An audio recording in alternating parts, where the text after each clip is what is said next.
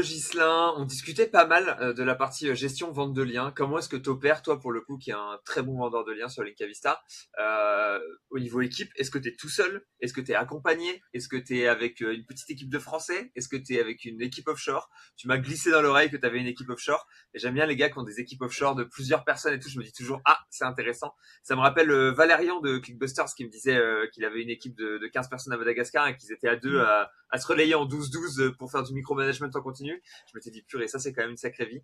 Je me demande si t'es dans le même cas, si t'es un peu sur le même modèle ou si t'as un modèle qui est un peu différent et comment est-ce que t'as établi cette équipe, pourquoi est-ce qu'ils étaient là au début, etc., etc.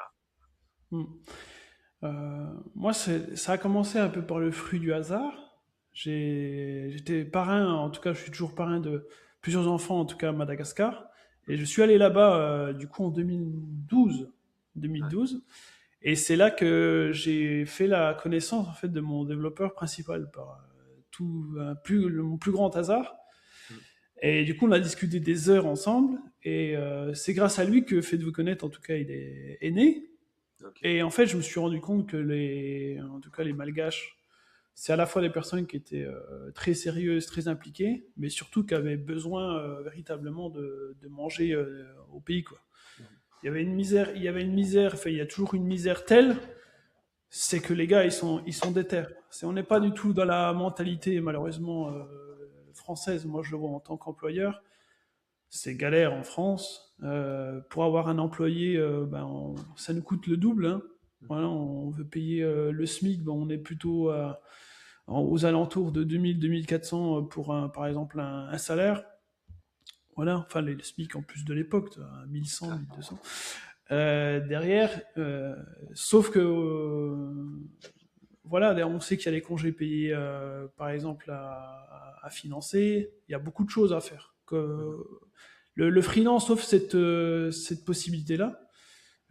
Effectivement, après, nous, on était deux qu'on a commencé. Moi, je me suis toujours occupé de la partie plutôt commerciale Ouais. et mon partenaire plutôt de la partie, on va dire, dev. Mhm. Par contre, effectivement, on parlait de la rédaction dans l'autre vidéo. Ouais. On est vite submergé en tant qu'éditeur par la rédaction à faire. Alors Ouais. maintenant, c'est plutôt facile avec l'IA, mais même si avec l'IA, on doit quand même gérer la commande. Ouais. Il y a le brief client, et selon les clients, du coup, on a des briefs plus ou moins élaborés. Ouais. On a soit, alors ce qui est bien des fois, c'est qu'on a la liberté, mais c'est une double peine. Parfois, on a juste le lien à l'encre, puis tiens, hop, hop, tu te Ouais. débrouilles avec ça, tu fais l'article, et puis tu publies directement. Par contre, des fois, on a des gros annonceurs comme Conforama ou Jardiland, où Ouais. là, on a un brief mais incroyable. On a un brief Ouais. incroyable au Bien détaillé, on centimètre, va dire. millimètre près. Si t'as pas respecté le brief, la terre s'écroule. Donc derrière, effectivement, quand on met un rédacteur sur ce type de brief-là, eh ben, la rédaction, elle peut très vite prendre de l'ampleur. On n'est plus à 20 minutes ou 30 minutes, on va dire, l'article. On va vraiment tout calibrer. Et heureusement, grâce à l'IA, on gagne du temps sur l'aspect rédaction hybride, quoi. Ouais. Rédaction hybride. Donc, après, moi, j'ai pris une première rédactrice, Mhm. voilà, sur la gestion des commandes. Et c'est moi qui gérais l'animation aussi à l'époque de tous les sites. Mhm. Donc chaque Ok. fois qu'on gérait ça, j'avais une timeline, j'essayais d'avoir au moins sur un mois 4-5 articles, tout confondu, hein, entre le client et puis moi-même, pour Ouais. montrer que le site il vit, quoi. Ouais. Voilà, pour montrer que le site il vit. On pouvait pas avoir un mois avec un gros trou derrière. Puis Ouais. je sais que moi je me place beaucoup à la place de l'annonceur. Mhm. Je me dis bah attends, si je vais sur mon site, est-ce que moi j'aurais vraiment envie de commander dessus? Si je vois qu'il y a eu une année sans activité, pas d'acquisition de mots-clés, le trafic qui peut être en baisse, j'ai pas envie du tout de commander forcément sur ce site-là. Je sais que, à moins qu'il soit ultra, on va dire, niché, et puis je suis dans une thématique très compliquée, j'ai pas le choix. Voilà, ok, je vais acheter, mais par dépit, quoi. Ouais. Voilà. Donc on a commencé avec une rédactrice, après Ouais. deux rédactrices parce que je pouvais plus animer le parc, tout simplement. T'avais plus le temps. Voilà. Et à ce stade, on a trois rédacs, tout Ouais. en sachant qu'on gère aussi l'aspect commande client dedans. Ouais. Voilà. On a 3 rédacs pour l'animation d'une trentaine de sites, et effectivement qu'en offshore. Ok. Qu'en offshore. Par contre, notre rôle, c'est vraiment aussi de les outiller. C'est pas dire, bah, tiens, tu dois rédiger ça, mais débrouille-toi, on donne les outils, on va dire, qu'il faut Ouais. côté rédaction. Nous, on a toute une méthodologie, en tout cas, d'aide à la rédaction de l'article. Et c'est pour ça que la veille est aussi importante.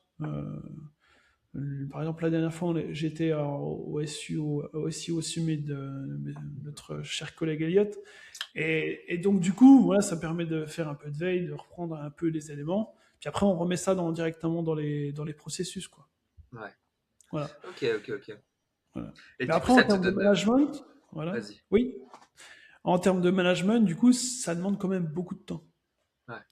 Ouais, pas croire qu'on prend juste un offshore pour prendre un offshore, puis le travail, en tout cas, se fait tout seul. Il y a beaucoup de choses en termes managériels, on va dire, à cadrer, les processus, vérifier au départ la qualité, parce entre le temps où la personne, on va dire, est formée, elle monte en compétences, et puis elle est vraiment active pour la boîte, il peut se passer facilement 2 3 mois, même pour de la rédaction. Parce c'est pareil pour une agence web, on a tellement des processus qui nous sont propres, Ouais. que derrière, même quelqu'un qui vient d'une autre agence, Ça change forcément, tout, ça quoi. va changer aussi pour elle. Ouais. Voilà. Ok. Donc, Et et oui. quand il y a eu l'arrivée de l'IA, du coup, t'es passé à l'IA, les rédacteurs sont passés à l'IA. Est-ce que ça a changé quelque chose au niveau de la rentabilité, au niveau de la manière de produire, au niveau de ta manière d'aborder le contenu et la rédaction? Oui, oui, ça a vachement diminué Avant, je payais à la tâche. C'était pas des personnes qui étaient à 100% en tout cas dans l'équipe. Ouais. Du coup, je payais les rédactions à la tâche, puis à la fin du mois, du coup, on faisait le total, puis j'envoyais le paiement. Et en Ouais. fait, l'IA a vraiment diminué les tarifs de manière Ok. incroyable. C'est-à-dire que même eux, le SMIC, on va dire, à l'époque malgache, c'était 50 euros. Ouais. Voilà. Mais quand la personne, tu la payes 10 fois, 15 fois le SMIC, Ouais. là-bas, il vit, si tu veux, il vit bien, il vit décemment. Je dirais pas qu'il vit de manière incroyable, mais il vit décemment. Et donc, du coup, Elliot aussi en parlait avec son outil TextBulker, Mm. il avait beaucoup d'offshore comme ça, où c'était leur métier principal, en fait, ils en vivaient. Et Ouais. quand l'IA est arrivée, il y a eu une chute, du coup, drastique aussi des demandes. Ouais. Et aussi, côté éditeur, on a eu une chute du nombre de commandes avec rédaction. Ok. Les gens vous ont beaucoup plus fourni le texte, du coup, au moment où l'IA est arrivée, parce que Exactement. pour eux, ça leur coûtait rien, donc ils fournissaient directement, quoi. Ah ouais, ouais, exactement. Ils nous fournissaient le texte directement qu'on essayait de retravailler. Et d'ailleurs, c'est ce qui nous a valu sur Fait de vous connaître une réputation d'être extrêmement strict sur les validations. Parce qu'au début, on a banni l'IA Ah ouais, avec vous disiez, on veut pas vos ChatGPT. textes IA, quoi, grosso modo. Ah non, ChatGPT 2, 3, c'était une bouse incroyable. Ah, c'est vrai que c'était pas terrible. C'était pas. Alors, dans le monde et dans l'univers, voilà, c'était toujours les mêmes tournures de phrases, ça avait aucune plus-value Ouais, ouais, pour ouais. l'entreprise, quoi. Il n'y avait rien. Voilà. Ça, la duplication de contenu, ça c'est incroyable. Même des agences, hein, je comprends pas comment elles fonctionnent à l'heure actuelle, même en 2026, ça existe toujours. Elles font des soumissions avec leur propre contenu sur leur site, quoi. C'est des choses, je ne comprends pas.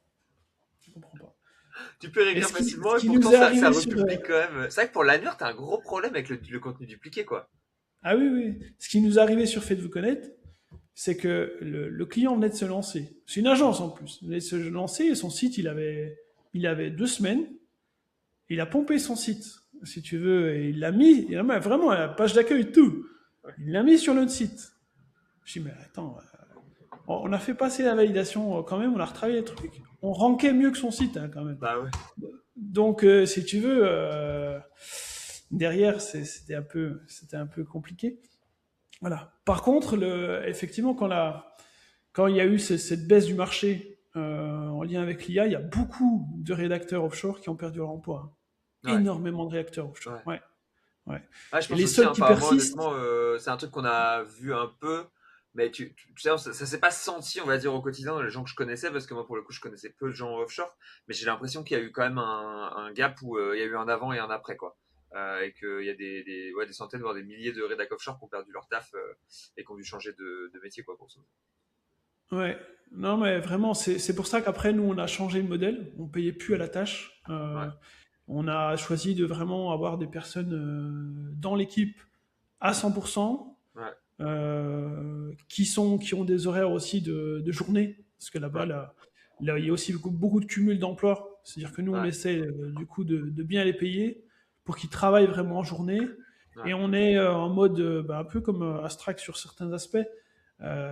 Mais c'est-à-dire que c'est le mode freelance. Par contre, il y ouais. a dedans des avantages en nature français qu'on connaît. Par exemple, ok, tu es freelance, mais par contre, tu as 2 jours et demi de congés par mois qui se cumulent dans l'année. Ouais. Tu as des primes également si les objectifs sont atteints. Voilà, tu as pas mal de choses qui sortent un peu du lot, plutôt que le freelance ordinaire, en fait, qui est obligé de cravacher, de Payer à la s'arrêter à un moment journée, un donné, il n'y a plus de peu, ouais, salaire. c'est ça. Ouais. Voilà, il n'y a plus de salaire pendant un mois, bah, la personne, elle va prendre ses 2 semaines de vacances. Mhm. D'ailleurs, ils sont surpris. Hein. Ils reviennent Ouais. après 2 semaines de vacances, ils reçoivent le même salaire avec la prime. Ben oui, c'est parce que mon gars, t'as bien travaillé avant. Voilà. Ok, ok, c'est top. T'as travaillé en offshore, tu travailles avec des gens uniquement à Madagascar, du coup, j'imagine. Et du coup, t'as 3 personnes là-bas, plus un développeur, ça fait 4, c'est ça? Alors, du coup, on a testé d'autres pays. Moi, Ouais. je voulais tester d'autres pays au départ. On a fait le Bénin Mhm. également. On a fait une partie aussi marocaine à un moment donné. Mhm. Mais on est très vite retourné à Madagascar pour la cohésion d'équipe, en fait. Ouais. Il y avait trop de différences culturelles d'un pays à un autre. Et on s'est Ok. dit, pour l'équipe, en fait, même la compréhension, les réunions d'équipe, tout ça, c'était Ouais. beaucoup plus simple. Tout le monde se comprenait. Il y avait la même culture, les mêmes patterns derrière. Et il y a une grosse communauté, on va dire, d'entraide aussi côté Madagascar. Ok. Donc, quand il y en a un qui est en galère, il n'hésite pas à aller voir les autres membres de l'équipe. Ouais. Voilà. Après, même mon premier développeur, je le payais aussi à la tâche. Ok. Donc, lui, il était payé à la création, on va dire, des plateformes. Ouais. Et en 2025, a été internalisé par contre avec un autre dev, un Ok. full stack, parce que en fait, j'en avais marre de payer toujours à la tâche. Et les Ouais. plateformes, par exemple, comme Verifsit, elle a été développée, on va dire, au départ plutôt côté France. Ouais. Côté France, mais elle nous a coûté un bras. Hein. On est dans les 10-15 cas d'investissement. Ouais. Enfin, facile derrière avec toutes les Ah, c'est pas le même fonctionnalités. prix, hein, ouais. Voilà. Donc, effectivement, on a internalisé avec un dev full stack à Madagascar. Mhm. Et là, on a refait les plateformes au niveau des refontes. Et là, c'est un gain de temps incroyable. Ouais. Ouais. En fait, c'est un gain de temps incroyable d'avoir des personnes à 100% dans ton équipe Ouais. versus purement freelance. Parce que le freelance, il va avoir plusieurs clients derrière et puis il va s'occuper de toi quand il va avoir un peu de temps, quoi. Mais quand tu as les gars vraiment chez toi, tu as ta liste de tâches, tu as tes suivis derrière, Ouais. ça va bien. Je suis très partisan moi aussi de ce modèle-là, hein, tu le sais, c'est le modèle que j'ai où les gens sont voilà, remote, très libre sur l'emploi du temps, mais payé au mois. Le but c'est d'avoir qu'un seul employeur, que ça déroule, qu'on soit ensemble, qu'on ait un sentiment d'équipe, tu vois. Et c'est comme ça que tu construis un truc qui profite de la liberté géographique, etc. que permet Internet. Et de l'autre côté, profite du fait de centraliser, d'avoir une vraie équipe, de monter en compétences, d'améliorer les relations, etc., etc. La demande de l'aide, comme tu disais, les process, comme tu disais, ça c'est des choses où je suis très d'accord. C'est des choses qui sont beaucoup plus difficiles à faire avec des gens qui sont vraiment uniquement freelance, que tu payes pas tous les mois avec un salaire fixe, etc., etc. Enfin, en tout cas, moi, que j'ai plus peiné à faire pour le coup. Après, moi, il y a surtout l'aspect aussi humanitaire qui m'intéresse, au-delà de l'aspect business. Parce que Ouais, c'est vraiment, par exemple, en France, quand j'en parlais avec mes collègues, quand j'étais chef de projet côté groupe SEB pendant une dizaine d'années, ouais, ils disaient, ouais, mais tu prends des gars pas chers dans d'autres pays, machin, c'est de l'esclavage. Je lui dis, mais mon gars, t'as rien compris, toi. Je lui dis, tu vas. Non, mais pour ça, tu vas à Madagascar, tu vois la misère, et puis tu te dis, en fait, tu vas offrir à quelqu'un la chance d'avoir un salaire 10 fois mieux que ce qu'il pourrait avoir en temps normal, et tu vas faire vivre, au mieux de faire vivre une personne en France, tu vas vivre une famille, voire 2 familles, des fois, avec le salaire qu'ils ont. ouais, Et en fait, c'est ça, moi, qui me motive aussi. C'est que derrière, ben, quand là, on est 7 dans l'équipe, ben, derrière, je sais que je nourris cette famille. ouais, Et que, voilà, ils peuvent vivre décemment, ils peuvent se développer. Et derrière, c'est ça qui me fait aussi plaisir, c'est d'à la fois faire grandir la société et d'à la fois de créer vraiment des emplois par rapport à ça et un business qui peut tourner, quoi. Ouais. Ouais, 100% d'accord avec ça. Je trouve que c'est bien aussi. Et c'est souvent, moi, c'est un truc où j'ai pas mal discuté avec des gens autour parce qu'ils sont toujours un peu en mode. Même quand moi je paye des gens, tu vois, plusieurs milliers d'euros par mois sur des postes là, mais un poste de freelance, tu vois, c'est de payer plus, etc., etc. Et tout le monde râle un peu sur le fait que tu devrais toujours payer les gens plus. Et en fait, on est toujours, ce que les gens disent pas, c'est qu'on est toujours le riche d'un autre et le pauvre d'un autre, tu vois, Mm. dans le sens où il y a plein de gens qui tueraient pour avoir cette position et se dire, bah voilà, trop bien d'être payé 700 euros par mois à Madagascar parce qu'en fait, ça me permet de, bah, c'est un salaire qui est indécent. C'est comme si en France t'en gagnais peut-être 10 000, tu vois. Inversement, un Américain qui verrait ah ouais putain tu payes que 5 000 euros ton français mais vous êtes broke en France, comme le gars il fait pour manger, tu vois, arrêtez de vous être de l'esclavage entre vous, tu vois. Et si un Américain demain il me paye 5 000 pour les quelques heures que je vais lui fournir, moi ça me va très bien et il est très satisfait, Ouais, etc. Donc on est toujours le riche d'un autre et le pauvre d'un autre et je pense qu'il faut accepter ce côté mondialisé. Faut juste ouais, pas exploiter la misère entre guillemets et tu vois abuser de ça. Mais si tu payes les gens exactement. décemment et que les gens ils sont contents de travailler ensemble, je trouve que c'est toujours quelque chose qui est plutôt cool. Ah non, mais c'est ça qui est bien. Effectivement, si tu prends le rôle du tyrannique en allant chercher le salaire moins cher possible, C'est ça. imaginable, oui, ok, bah là on retourne côté goulag, même Chine ou Russie. Mais après, effectivement, moi je prends beaucoup l'exemple de la Suisse, étant donné qu'on est à côté de la Suisse. Ouais. La France, bah, la Suisse a besoin de main-d'œuvre, ne t'inquiète pas, les Français, on croit on est bien, super bien payés, mais par rapport aux Suisses natifs, on est moins bien payés, mais des fois beaucoup moins bien Ouais. derrière, mais pour autant on est content d'y Ouais. aller. Pour nous, c'est un Eldorado. Ben, c'est pareil Ouais. de l'autre côté aussi, quoi. Ok. Bon bah écoute. Merci beaucoup pour tous ces conseils, Gislain, c'était très cool d'avoir tous ces conseils là-dessus.